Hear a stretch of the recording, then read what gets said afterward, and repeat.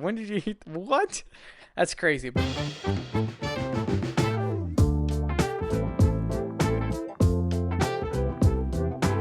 Hey everyone, and welcome to Starting on the Bench with Tim V. It's a place where normal people can talk about the sports they love. And on this episode, we're going to be talking a little bit about different, yet still that is connected to sports, right?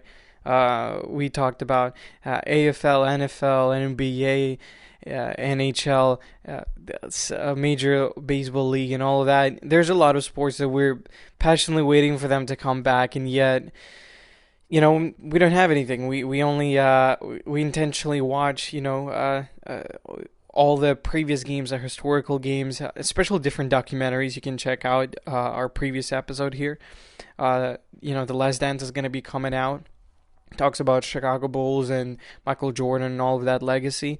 There's going to be other topics that we're going to be talking about that surround sports, right? And then today, and I want to be really careful when I'm planning this out, when I was writing it, and especially when talking about it, because this is, no one has 100% information on this yet. We like to speculate. However, this is more of like a lesson to all of us, not just the athletes or people who like to watch sports and all that. This is for everybody at the same time, and this is connected to sports because sports is a money game. Like you can agree with me, you're passionate about sports, you love the sports, but it's also about the money. So today I want to kind of talk about why athletes retire broke. This is probably, I don't know if it's going to be controversial, but I'm going to be speaking honest. And if you want to have a conversation, there's Instagram account you can follow, and there's YouTube that you can comment and stuff like that. So thank you so much for listening and watching and subscribing. Please follow our Instagram page. But today, we're going to be talking about the financial decisions in sports, money in particular. Now, I was never raised to count someone else's money, but since some individuals are public with their spending, we want to talk about the irrational waste of money, why they did it, and why is it always the athletes that get millions that go bankrupt. It's always a crazy phenomenon that you see, these 18, 19, 20-year-old kids who get a couple of million in the bank, and all of a sudden, that they retire by the age 30 because, especially with NBA, on average, it's 4 years on average that people play in the NBA and they retire. Some people play more, some athletes less, but on average it's 4 years, and in NFL it's 2.5 to 3 years. That's average. So, which is kind of crazy to put in retrospect when you have, some athletes, some quarterbacks that will be like playing for 2 years, they'll get their guaranteed $2 million or something like that, or $15 million, and then they retire. Or you get Tom Brady, who's been playing for 20 years. and then you see him succeeding so well. And recently he got, the Tampa Bay Buccaneers. They paid him $15 million for a 2-year contract. A crazy amount of money. A lot of people are like, oh my gosh, he's squinting on pants at all of that on the Patriots. But, it's not about the money, but it's a good bonus, Tom Brady is a person who loves, I wouldn't say he loves money, but he knows how to use it. And we're going to be, at the end of the podcast, I'm excited to give you like different athletes that I look up to, even though I don't play sports, but they are the people that transcended the scene of sports, right? They went beyond it. And so just a quick idea of like why exactly, different things of why athletes are being broke or why they're being stirred into that direction. I personally worked with a bunch of athletes in Europe, and this is something, it's kind of heavy to talk about because I know this is their personal story, and this is something that's like, it's sad when it happens to you, but when it's not you and you learn from that, and you're like, okay, I get it. Like, I'm going to be very careful. So I worked with a bunch of athletes, especially in the basketball scene, where I would interview and work with this organization called Postgame, where it focuses on helping athletes retire. Because here's the thing: you love the sport, right? Yeah, basketball, or especially I like the idea of swimming, right? You've been swimming ever since you were 4 years old, right? You've been on Olympics, you've been on national teams. You're fantastic at what you do. But by the time you turn 35, 40 years old, all of a sudden your body, which by the way, if you still swim by the age of 40, that's amazing. But right, you retire by the age of 35 and 40, and then all of a sudden you're like, oh, my whole life I've been doing the same thing. I've been learning how to swim, everything that it is to know about swimming. What do I do now? And so when you retire, you kind of feel left out, and you feel like, I do have a little bit of money, or I do have a lot of money, but now it's like, what do I do with my life? And so that's the organization that I was working with, kind of helping them out and building a community, especially because you're never alone. Everybody goes through that, and you either you've been building this life for yourself, and all of a sudden you have another 40 years of living. You have to make sure that you love something else, and so that's very interesting. But you grow up, you grow out of it, you still love the sport, but you learn how to navigate it properly for yourself, because I do believe that everybody is different. Everybody has their own view and idea of the world and how they live it, but at the same time, you have to be smart about it. Now, that probably won't make sense, because I guess I'm speaking from experience. I don't make millions of money, don't get me wrong, like money, jeez. I don't make millions of dollars or euros or whatever, I lived in Belgium for quite some, majority of my adult life, but, you learn how to appreciate the now, but you also learn how to prepare for the future. And this is a crazy phenomenon that it's like, I want to learn how to live the best life right now, right? And like, tomorrow is not promised. We just hope that tomorrow comes, right?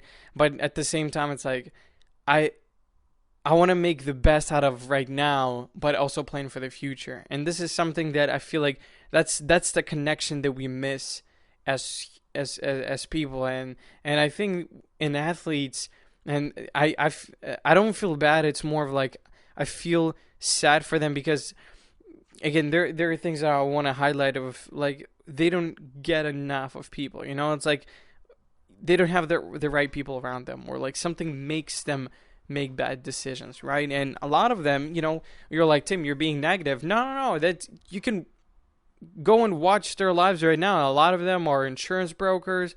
All of them are like door-to-door salesmen. They're selling cars and stuff like that. And it's like, you can use that for your fame. It's like, oh my gosh, I've never had Eli Manning sent, to sell me a Chevrolet or something like that. As an example. I hope he's probably okay. He's in a Manning family. They make millions and billions, right? But that's the thing, and I do believe that, there's a reason to why it happens. And so, a couple of things that I want to mention is that no one prepares you for this type of level of elevation and fall, right? And you're 18 years old or you're 21 years old, you go out of high school or college into basketball, football, cricket or AFL and all of that. You go play tennis, and then all of a sudden everybody's like so in love with you, and they give you money, and then you praise you, and then all of a sudden when you have a bad game, couple of games, and a bad season, you break your hand, you break your the knees or something like that, or you get sick, and all of a sudden it's like, oh, you're a damaged good, like you're being transferred, so you're exposable, you're expendable. There you go, that's a better word, I guess. So that's the thing, is like, you're there, we elevate you when you're super good, but when you have a couple bad games and you're not really playing well, you're getting tired and all that, everybody's it's like excusing you, like, oh, that's it, you're done, you've finished your, you're absolutely done. I can preach on Tom Brady for so long. Tom Brady's a perfect example of that, where everybody's like, he's washed up, he got 2 Super Bowls, that's it. Nobody's going to be counting the next 4. Nobody will know that the next 4 is going to be coming up. So, but at the same time, there's no trust among the players, right? When you make a little bit of money, when you have that breakthrough, and all of a sudden you're very careful of your finances, and all of a sudden you're like, you don't trust other players to advise you, because you feel like they're, it's a sport, it's a competing sport, right? You want to be the best, and therefore everybody else has to be lesser than you. You have to be the greatest, and therefore you don't see them as a potential, like, I want to help you out or something like that, right? You don't see them as trying to help you succeed in life, not just in sports, but financially as well, in family life.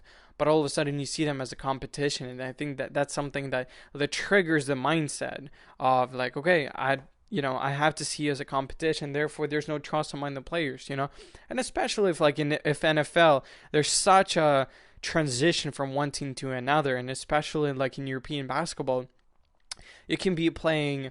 I was told that you don't. What is it? You don't play in the same team for longer than one season, which is crazy because in NBA people sign 4 or 5 year deals, right? 3 deals, millions of dollars. But in Euro basketball, what you get is you can be on the same team for a couple of months, up to a year, a couple of weeks up to a year, which is crazy because that forces you into this incubator of I have to be the greatest, I have to be the best, and therefore, if I have a chance, I want to win. But at the same time, I have to take that shot. But at the same time, you want to be a team player to stay on that team, but you can't because you have to make sure your stats are up. So it's such a mind game that you put so much pressure on those young kids nowadays. I'm 26, so I'm allowed to say young kids now. Yeah, because Zion Williamson apparently is getting a couple of $1 million, and then he got a Jordan deal before even he played his first NBA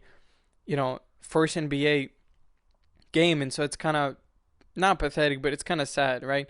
That it's like I don't know. Maybe I'm happy. I'm happy for him. I'm happy. I take that back. He deserves everything that comes his way because he's humble, and I've seen his games, and it's absolutely amazing. But that's the thing, no trust in the system, and sometimes it's smart, right? You don't trust the not just the players, but you don't trust your own team because again, you're expendable, and they want to make sure that you succeed, and it's kind of tough for them. So I think that, you learn how to play. You learn how to adapt, to the system that is there to take everything out of you and leave you hanging, And it might sound depressing, but it's come from experience of seeing it. I never played professional sports, but I have friends who play professional sports, and I've seen that. I guess second-handedly, if they're doing it first-handedly, it's second-handedly. Second-handedly. I'm so dumb. But that's the thing, you notice that, you're pressured to fit in even. If someone has a nice car in a house, you have to have that, or even better, If you see somebody flex, and especially notice it with the NBA where, you get a contract of $20 million and all of that, and you notice somebody buying a bunch of cars, and you got Bentleys and Ferraris, Lamborghinis or something like that, and then you got like these $12 million houses and all of that, and you feel like, oh, in order for me to be on that level, I have to spend that much money. But we see people flexing on Instagram and all that, but we don't necessarily hear about those NBA players that would only be buying used cars and then saving a lot of money, and then not going out that much and only spending on their family and themselves and all of that. So we don't see that part because it's not attractive. We don't get excited about somebody buying a used Toyota Corolla. It's like, oh, okay, I thought you have millions. Yeah, but that person is saving, so it's really nice.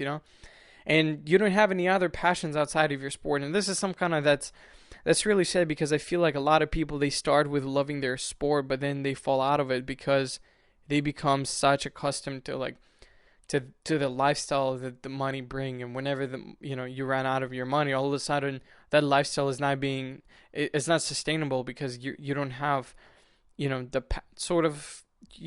the ticket to it anymore because you don't have any money, and therefore you have to find a new passion or something like that. And which is kind of crazy that this is a personal opinion, this is a podcast, so I'm allowed to, but I don't see the necessity of everybody being so bougie with their clothes, with their sneakers and all of that. I get that, if you want to buy a couple really nice sneakers or something like that, then yeah, go for it. This is something that's really interesting, but a couple of sneakers, but don't buy a whole collection of having 100, 200 pairs of sneakers and you don't even wear them. So it's kind of sad to watch them and to understand of what's going, you're supposed to have money and all of that. So, but that's just interesting. So here are the lessons they you can learn.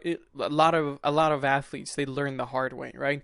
Is you learn how to make it big with a small amount, right? It's kind of crazy having friends who make millions of dollars, but you yourself start with 30K, where you're a businessman, you're a school teacher, you're a fireman, or you're a lawyer, something like that, right? You start small, and then you learn, because 30K is enough for you, but then you learn how to make more and more and more money. You get promotions, all that, and all of a sudden that person who made millions of dollars all are broke because they spent on all that luxury. But then the person who started with 30K, now they're making $100,000 a year, and they have a couple of million saved in the bank and all of that. So you learn how to adapt to the low amount of money, because you're being forced into that situation of saving. So I really like that mindset. I have a couple of friends who actually I've met. I didn't become friends right away, but like I've met those players where it's like in the beginning they would make a lot of money, but then they would hit the I wouldn't say rock bottom, but they would make minimum amount of money playing basketball, and then all of a sudden they're like, oh shoot, I have to learn how to save, and so they did, and now they're like working on different. I don't think I'm allowed to say, but because it's like it's private, so they learn how to work on their job in order to make enough money. I'm not saying it's illegal or anything like that. It's not my place to say, because it's anyway. Like I'm digging a grave right now, but they've learned how to they would have a couple of $1,000, like $5,000-$6,000 a month. They would save half of that and all that, and so they would make more and more and more and save more. They would invest in different companies and in organizations and stuff, and stuff like that. So you learn how to invest correctly, right? You learn how to invest in property or companies, people, and etc. Like having the right people around you. You've learned how to you learn which companies are good, so that whenever they go up, and especially with Kobe Bryant, I really like the idea of him investing with a Powerade. Is that the sports drink? Not Powerade. I think it's Powerade, right?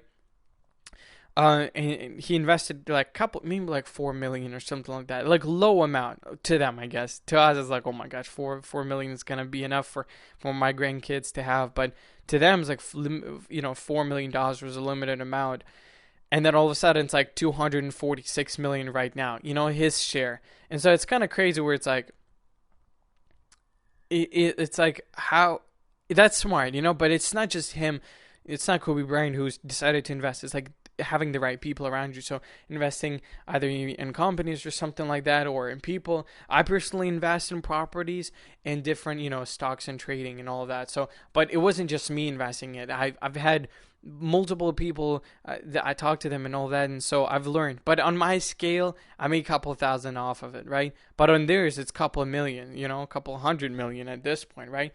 You save a lot during your good years so that you could have your best years. I freaking love that saying. I was writing on my notes and I was like, oh my gosh, that's brilliant. That's something that you definitely want to have, is save during your good years so that you could have your best years, right? Don't spend more money than you have. Save so that you don't, go broke your first retired year. And it's kind of sad because, I was watching this documentary on Tom Brady and different people in his draft year, and some of them, they were first, second, third, fourth round pick, and they got millions and millions of dollars, but they lasted for 6-7 years and they retired because their body wasn't able to maintain that so much pressure and athleticism. They just got tired, or they broke a bone or something like that, or torn their ligaments, and all of a sudden the one machine, the one vehicle that they were counting on is not enough. And so we see other, Tom Brady, he decided, okay, I need to take care of my body, and therefore I don't want to retire when I'm on low cash flow, but those quarterbacks, and I can't remember their names, but two in particular who played for Bills and Chargers, they retired after, the one retired after his third year, and the other one after his seventh year. And all of a sudden, he had to sell insurance. And he's like, I used to be at the top, but now I'm I don't know how to sell insurance because I wasn't investing in my good years to have my best years, right?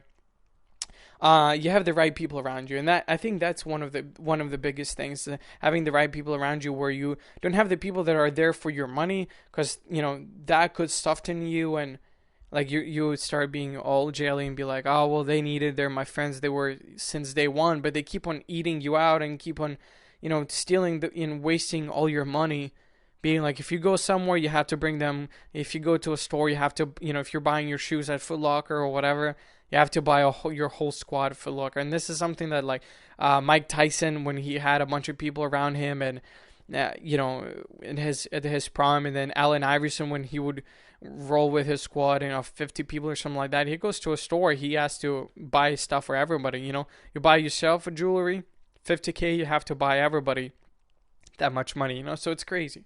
But I just kind of want to end on a happy note.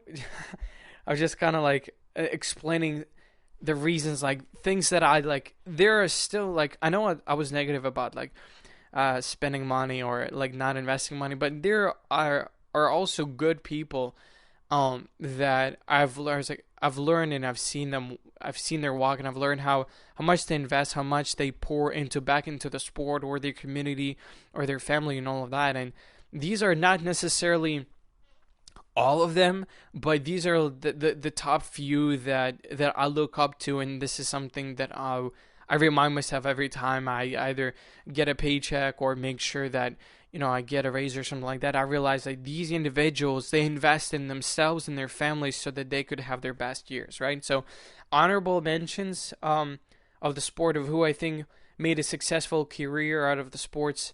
No stats, but just this is money talk, right? So I know that there are a few others, but I just want to highlight these ones, right? And first one is Tony Romo. You'll be like, boo, it's whatever. I'm a Cowboys fan, deal with it, right? But Tony Romo, he was, in the beginning, he was a great quarterback. He was a free agent. He was, he didn't go well in his first couple of years, but then Cowboys picked him up, and he became this staple individual, and he got married to that supermodel, and then he lived his great years, but then he realized, like, whenever he broke his collarbone, his back, and all of a sudden you realize, like, oh my gosh, that's it. Like, it's not that, like, you don't believe in yourself, it's people don't believe in you, and therefore you realize that, okay, I need to retire, right? But the guy was so smart. He invested in him learning the sport and him loving the sport, right? And now he's a